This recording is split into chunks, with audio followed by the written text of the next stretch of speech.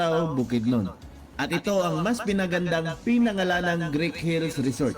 Bukod sa napakaganda ng lugar na ito, ay sigurado akong mamamangha ka sa view at tanawin rito.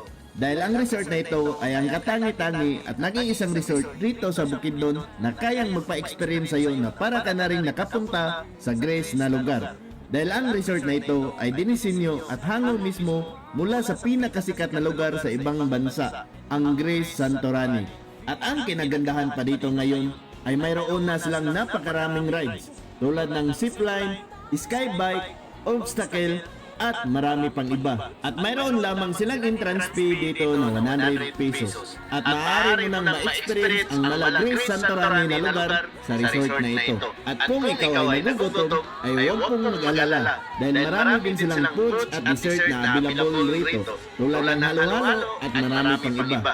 Marami din silang rooms na available rito sa mga gustong mag-overnight at mag-stay rito. Dahil napaka-relaxing ng lugar na ito, napakasariwa at napakalamig ng hangin na madadama mo rito. Lalo na pagising mo sa umaga dahil minsan nagkakaroon ng sea of clouds sa resort na ito.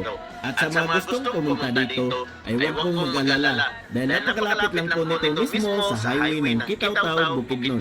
Nasa 3 to 4 minutes lang siguro. At nakasementado pa ang daanan kaya sigurado kahit anong sasakyan ang dala mo ay basic lang yan idaan dito. At ulitin ko lamang po sa mga gustong pumunta dito at gustong maka-experience ng Greece Santorini na lugar, ang Greek Hills Resort na ito ay matatagpuan at mapupuntahan mo sa lugar ng Sinoda, Kitaw-Taw, Bukidnon.